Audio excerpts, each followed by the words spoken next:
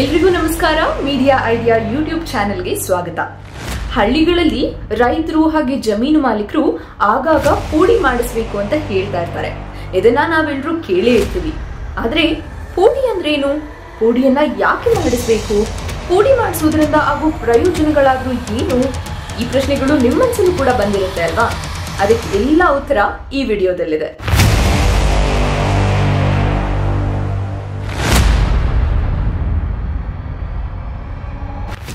ಪೋಡಿ ಅಂದ್ರೆ ಜಮೀನಿನ ದುರಸ್ತಿ ಭಾಗ ಮಾಡುವುದು ಎಂದರ್ಥ.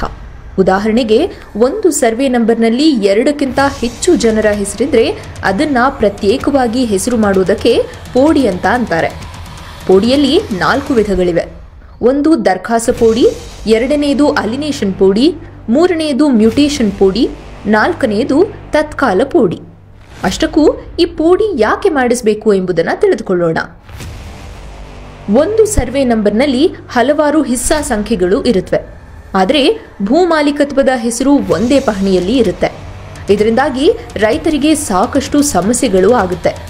ಜೊತೆಗೆ ಸರ್ಕಾರದ ಸೌಲಭ್ಯಗಳು ಕೂಡ ಸಿಗುವುದಿಲ್ಲ.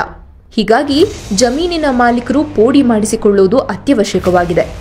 ಜಮೀನನ್ನ ಕಾಯ್ದೆ ಪ್ರಕಾರ ವಿಭಜನೆ ಮಾಡಿ ಪ್ರತ್ಯೇಕ ಹಿಸ್ಸಾ ಸಂಖ್ಯೆ ಹಾಗೂ ತಾತ್ಕಾಲಿಕ ಪೋಡಿ ನಂಬರ್ ನೀಡಲಾಗುತ್ತೆ. ಆಗ ಪೋಡಿ ಮಾಡಲಾಗಿರುವ ಭೂಮಿಗೆ ಆದಾಯ ದಾಖಲೆಗಳನ್ನು ತಯಾರು ಮಾಡಿ ಏಕಮಾಲೀಕತ್ವದ ಪಹಣಿ ದೊರೆಯುತ್ತೆ.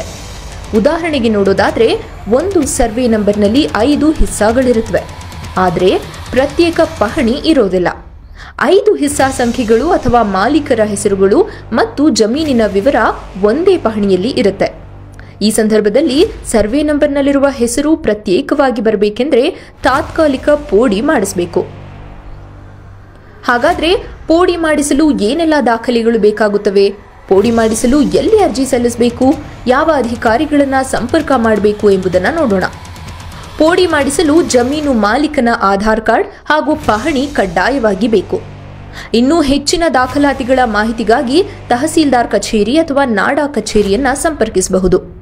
ಪೋಡಿ ಮಾಡಿಸಲು ನಾಡಾ ಕಚೇರಿಯಲ್ಲಿ ಅರ್ಜಿ ಸಲ್ಲಿಸಬೇಕು. ಪೋಡಿಯಲ್ಲಿ ಹೆಸರು ಬದಲಾವಣೆ ಆಗುವುದಿಲ್ಲ.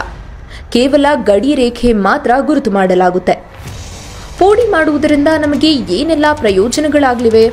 ಏಕಮಾಲೀಕತ್ವವಿದ್ರೆ ಕಿಸಾನ್ ಕ್ರೆಡಿಟ್ ಕಾರ್ಡ್, ಬೆಳೆ ಸಾಲ ಸಿಗುತ್ತದೆ. ಭೂಮಿ ಮಾಲೀಕತ್ವ ಖಾತ್ರಿ ಪಡೆದುಕೊಳ್ಳಬಹುದು. ಒತ್ತುವರಿ ಆಗುವುದಿಲ್ಲ. ಬೆಳೆ ವಿಮೆ ಮಾಡಿಸಲು ಕೂಡ ಸುಲಭವಾಗುತ್ತದೆ. ಸರ್ಕಾರದಿಂದ ಸಿಗುವ ಎಲ್ಲ ಸೌಲಭ್ಯಗಳನ್ನು ಪಡೆಯಲು ಅನುಕೂಲವಾಗುತ್ತದೆ.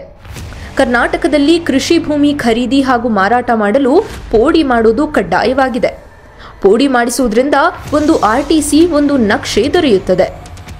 ಪೋಡಿ ಅಂದ್ರೇನು? ಪೋಡಿ ಮಾಡಿಸೋ ಅವಶ್ಯಕತೆ ಏನು?